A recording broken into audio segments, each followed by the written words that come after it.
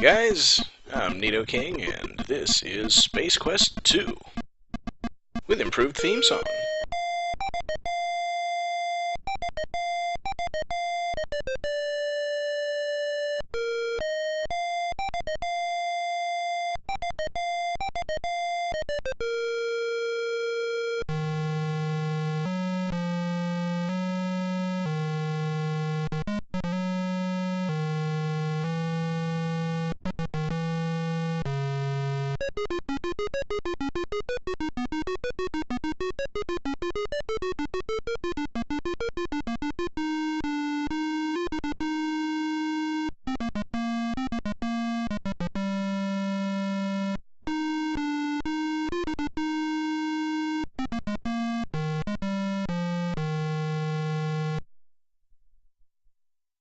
I like it a little more than the original theme.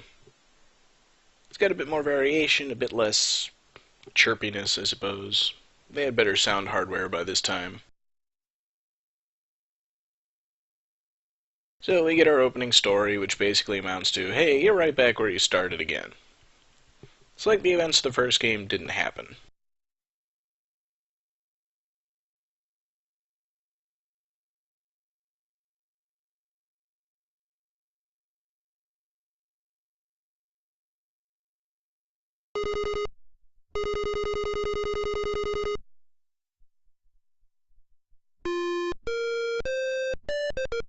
It's the Millennium Falcon.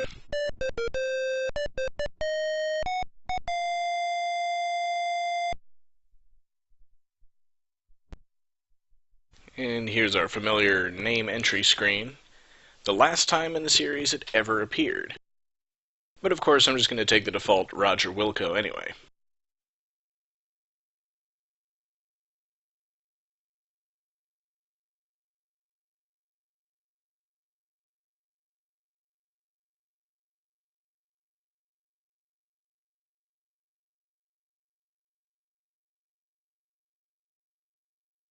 Roger Wilco doing what he does best. Nothing?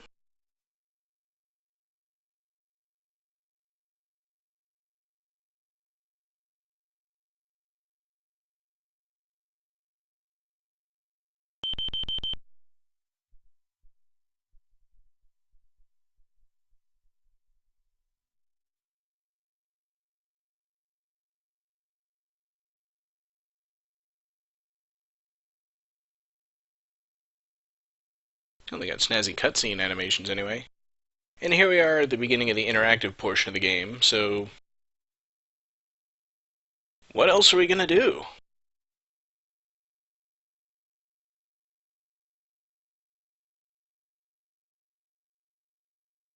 Of course, he didn't really drift, he kinda fell. Like there's gravity here or something.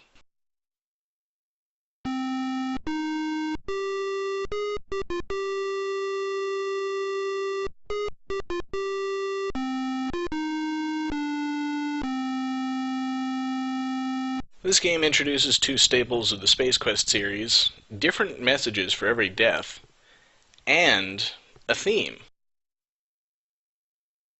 But, of course, we need to progress in the game. Since our watch beeped, and that's what made us lose our grip on the broom, let's see what it means. Alright, so we've got a flashing green light and 3 buttons. Any more detail?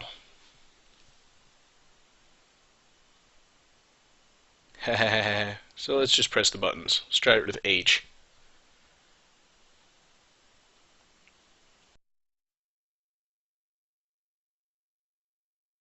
Okay, that didn't do anything much. Let's try the T button. Oh, time and temperature, of course. So to use the communicator and get our message, we have to press C.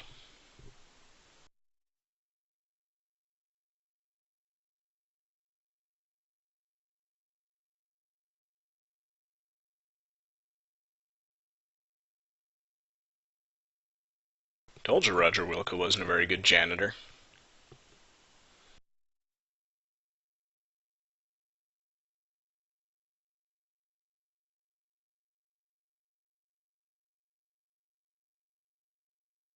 Alright, so we have our first quest. Let's get inside the ship. Walking very slowly, of course. We gotta speed this up. But where do we go? There's no door.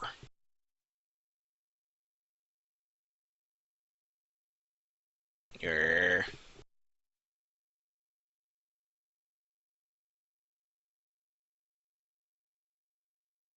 Alright, how do I get inside? Where's the door?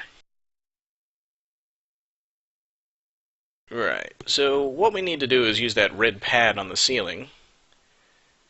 And this is a pretty neat effect, I think. Although, you pretty much never see it again. And I didn't skip through that message, it just goes by really quickly.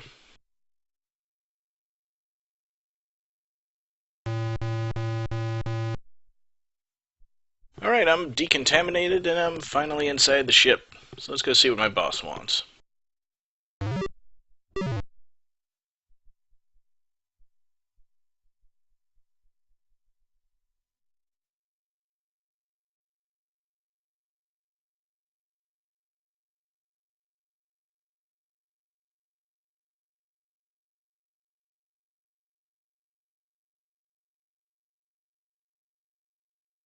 Well, at the very least, it's not a death.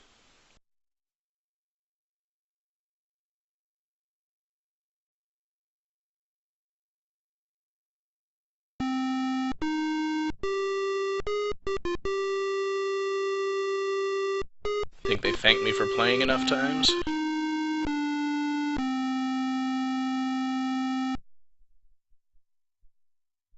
Okay, so obviously we gotta put our clothes on before going into the main part of the ship.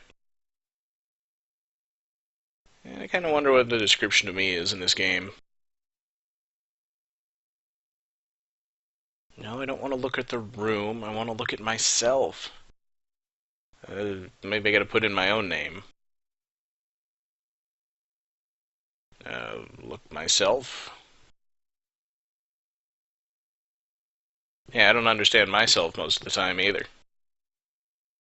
Well, it did mention the lockers, so we need to see what's inside it. The infamous Kubik's Rube puzzle and an athletic supporter, which got a lot of parents angry at this game because it had an athletic supporter as an item. And it doesn't even understand and, so you gotta get each one individually. You don't actually need either of these items to beat the game, and I'll show you why that is later. But for now, our locker is empty, except for a foul fragrance. Of course, I know what it is that left the foul fragrance in the locker.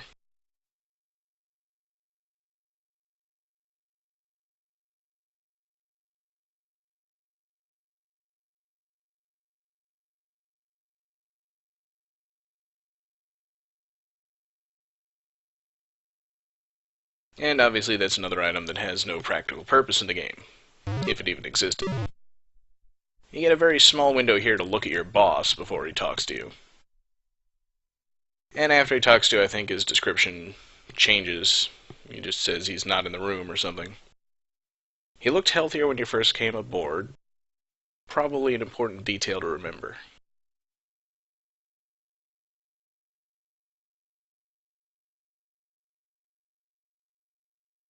Alright, walking away. Oh.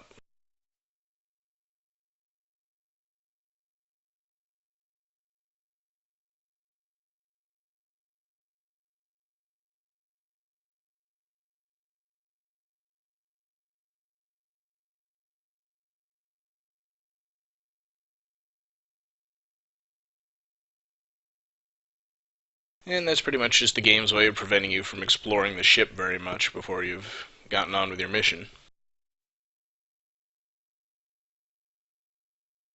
There's not a whole lot of interest on the ship anyway, so let's just go ahead and get to that shuttle.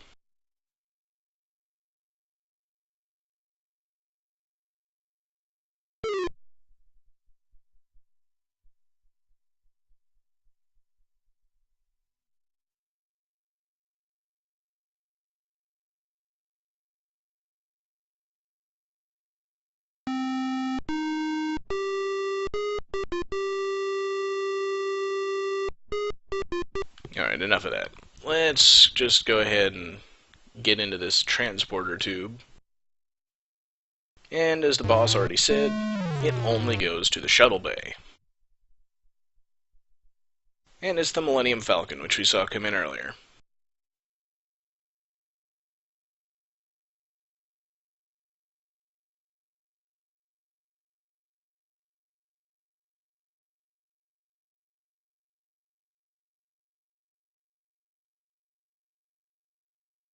Ten passengers. Now all of a sudden this kind of reminded me of the ship from Metroid Prime 2.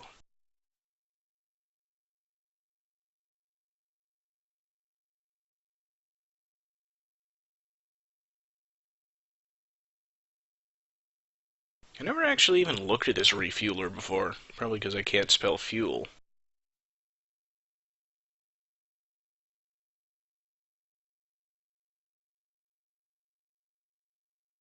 Okay. Ah. Come on.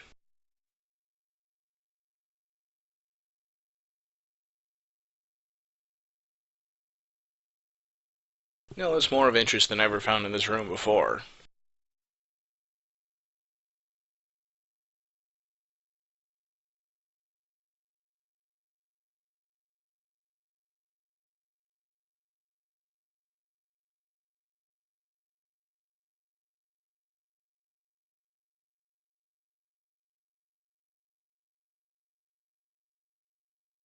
Yeah, like this game's really shy about expletives.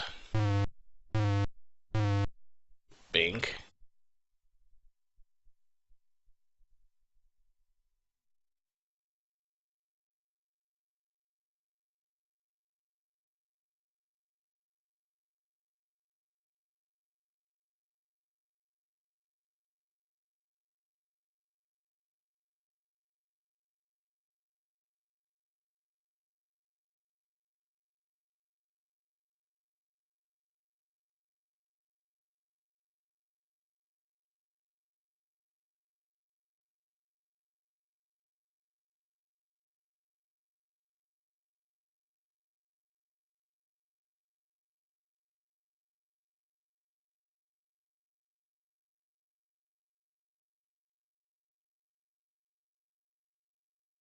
Damn.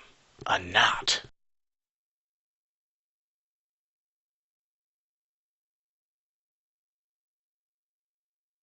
The eyes dial into focus.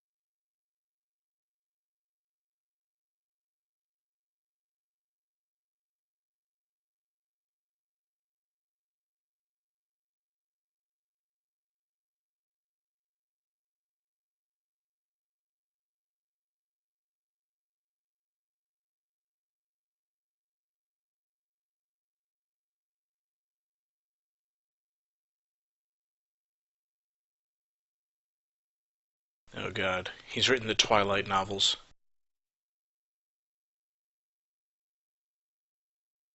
It's Leisure Suit Larry!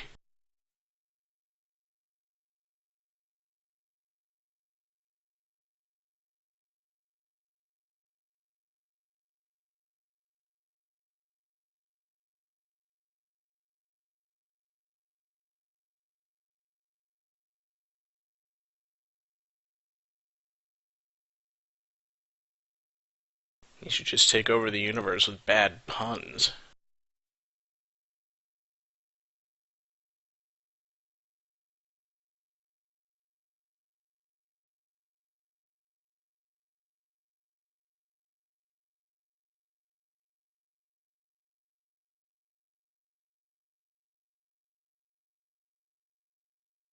No, Mr. Bond, we're not going to kill you. We're going to put you into an easily escapable trap and then turn our backs and walk away.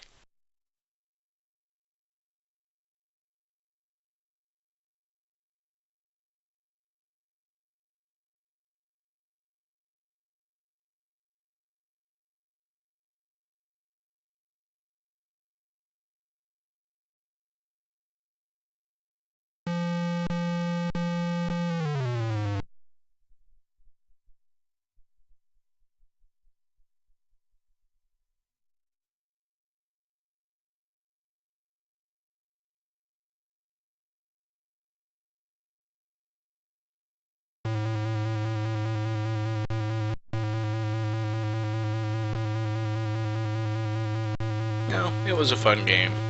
At least I got 10 points out of it.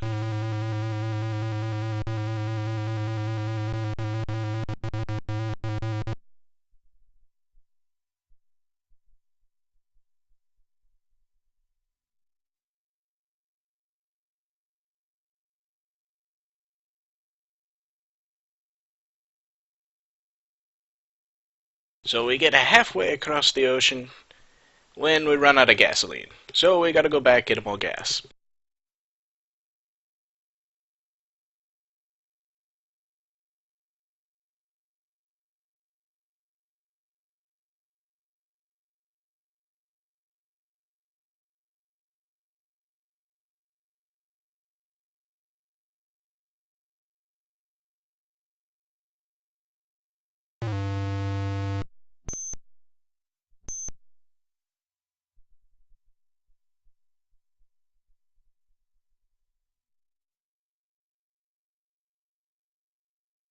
Yep, predictably we survived, and here we are on the surface of Labion. One of the worst areas in the entire Space Quest universe. I'm not kidding.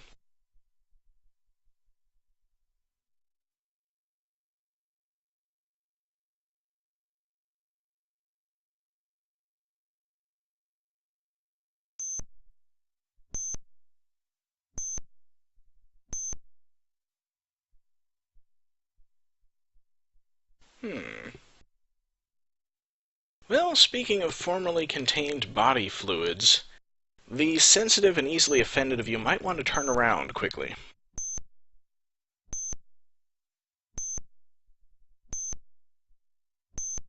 Okay, you can look now. Yep, Scott Murphy put this line in the game without telling his partner. Obviously. So let's go ahead and take a look around and hope there aren't any really unavoidable deaths anywhere. And my plan to show just how easy it is to die was foiled by me not stepping in exactly the right spot.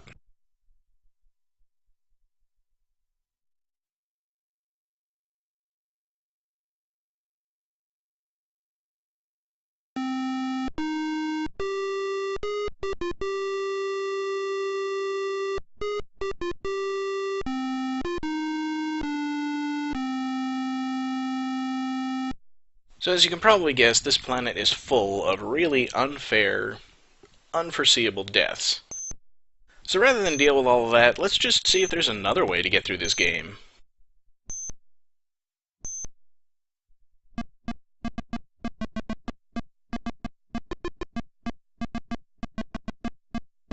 Check that out. Even in the 80s, they were using the word bitchin', although they apparently spelled it like kitchen.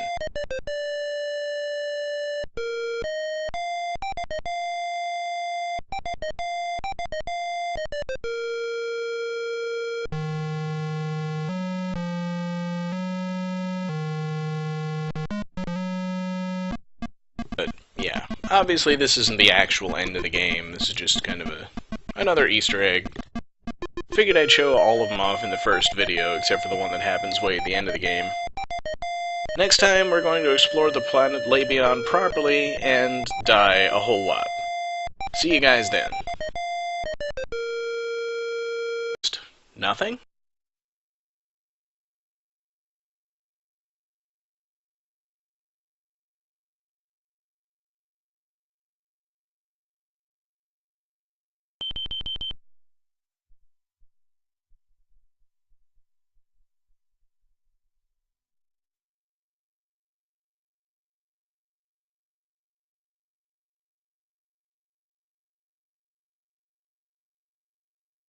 Oh, they got snazzy cutscene animations anyway. And here we are at the beginning of the interactive portion of the game, so...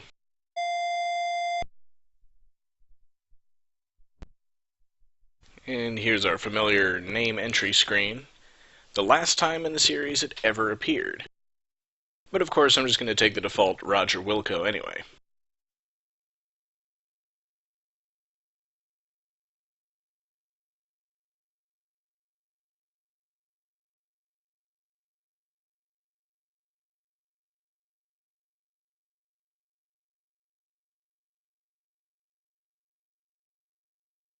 Roger Wilco doing what he does best.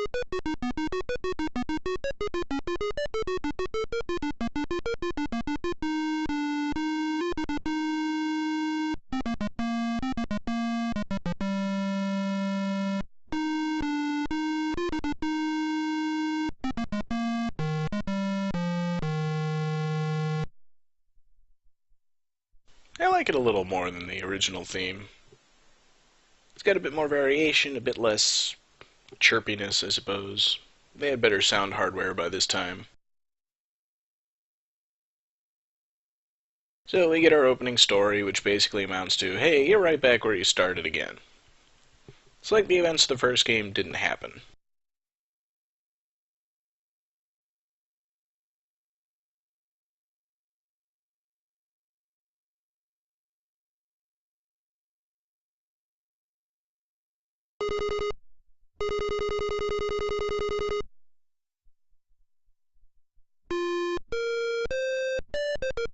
It's the Millennium Falcon.